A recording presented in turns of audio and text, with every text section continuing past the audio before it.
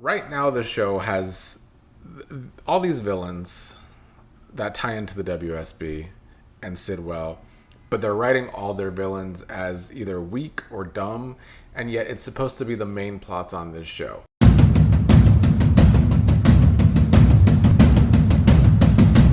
Good morning, everybody. Here to talk about yesterday's episode of General Hospital, where at least we had a Willow day on the show, although I will say I found her threats against Brennan to be another plot-driven mess to me, pretty over the top. But Willow actually started the episode with Kai. They talked about him being Wiley's baseball coach and all. She wanted him to go stay with Drew while Nina had a meeting because Nina is currently with Drew, which we will get to. We still haven't seen what Willow might do about the fact that Kai and Trina also know that she likely shot Drew. But anyway, when Kai left, Jack Brennan arrived, and Willow wanted to see if she and Jack can help each other or if they're going to have to cause irreparable harm to each other. Willow let Brennan know that she knows that her mom basically got him to get rid of the footage or put it somewhere else, keep the footage away. She also talked about how if that footage comes out, she would have double jeopardy against her, so she wouldn't be able to go to jail. Of course, he's saying the footage would threaten her Congress seat. She's saying that he shouldn't threaten her Congress seat because having her in this seat actually serves him too. This is where the plot drivenness comes in, because Willow's been in the Congress for like a minute, and suddenly she's on these committees where she's going to have power to possibly block funding to the WSB, and that's her threat against Brennan. That's what she will do if Brennan tries to make a move against her with the footage. She said she won't do it if he rids of the evidence and if he gets her footage against Drew. I just don't think that it's realistic that Willow would be able to make these threats when she is freshly new to Congress.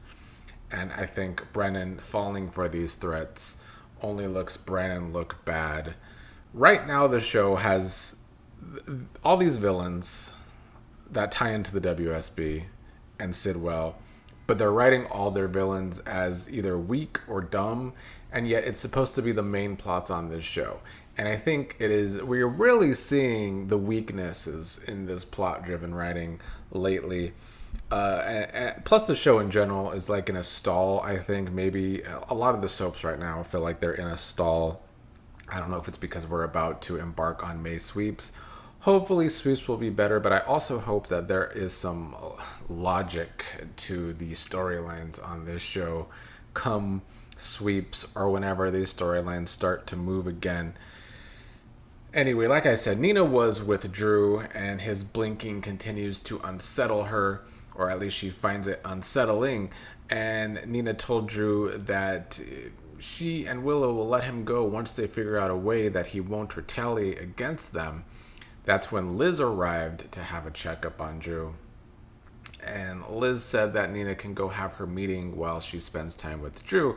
But while Liz was alone with Drew, Liz has already figured out some of Drew's blinking, what means yes, what means no. And today she was trying to figure out a pattern with his blinking because it did seem that he was trying to tell her something. She figured out it was like an SOS and that he was asking for help. When Nina learned that Liz was figuring this out, she was not happy to hear this. She tried to downplay the blinking. Kai arrived because Willow sent him. He was supposed to spend time with Drew because Willow didn't know Liz was going to be there. So Liz told Kai the good news about Drew trying to tell them something. They just got to figure out what. And Nina just sat there frustrated with it all. So Liz is another person that might cause problems for Willow's plans and now Nina's plans.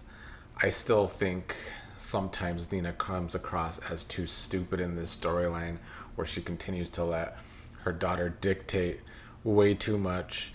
But a few episodes ago, they did do a decent job depicting how Nina just cares so much about her children and whatnot. But those were probably the highlights of the day, I guess. Let's talk about Rick going to see Alexis. Rick is still very suspicious about Ethan, and Ethan wanting to work for Sunny. He decided to get information out of Alexis, who was not pleased to see him. I do enjoy the Rick and Alexis scenes, even though the character and actress of Alexis does get on my nerves. I do enjoy the Rick and Alexis scenes. Alexis told Rick about the past and Christina's ex Kiefer and the time that Kiefer beat Christina up, and she ended up blaming Ethan because she was afraid what Kiefer was going to do to her. It was basically a history lesson on GH, which I do appreciate because, as I've been saying since Ethan's return, I don't remember, or I wasn't watching at the time when Ethan and Christina were close friends. Alexis tried to tell Rick that Ethan is fiercely loyal and that Ethan forgave Christina after all of that mess, but Rick is still worried that Ethan could be loyal to someone else and could be here in town on behalf of one of Sunny's enemies. Ethan, meanwhile, was meeting up with Tracy. They both have that connection, that past connection to Luke in common, obviously Ethan being Luke's son. And so we had some scenes about them missing Luke and whatnot. Tracy always entertains me. I liked when they first met up today. He asked for a hug and she said, "Not with my jewelry on," or something. That did make me laugh. They end up talking about what Ethan is doing for money now to pay back his debts, and he said he's doing a little work for Sunny. Meanwhile, Ava and Sidwell were there, and I guess I learned today that Sidwell has some past with Holly. For anyone just watching one of my reviews for the first time, I stopped watching GH for like over 3 years, so I just came back towards the end of 2025. Don't know all of Sidwell's history. Don't love that he seems to just be involved with so many characters as the big bad, even though they are writing him as pretty stupid these days. But I guess he has a history with Holly. Holly crossed him at some point. Sidwell knows that Ethan is Holly and Luke's son, so it seems like he might take it out on Ethan. A lot of you in the comments have been saying that there's probably going to be some sort of connection between Sidwell and Ethan, and that does seem to be the case. Sidwell sent over some drinks to Ethan's table with Tracy.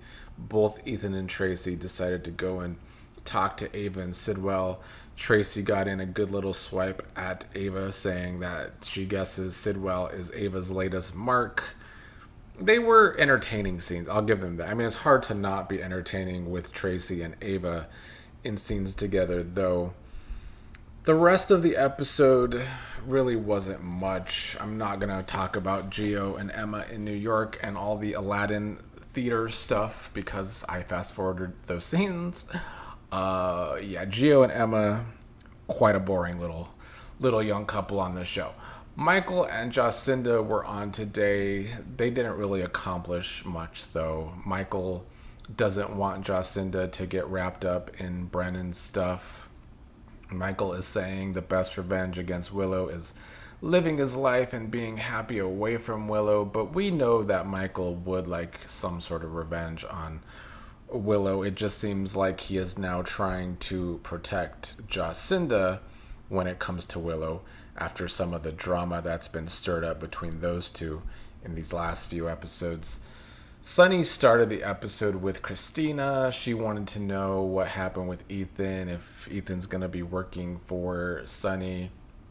Sunny told her about how Rick is questioning Ethan, but that he's hiring Ethan on a trial basis. Christina said that Sunny needs someone loyal, and it's not Rick, because Rick is the same liar he has always been.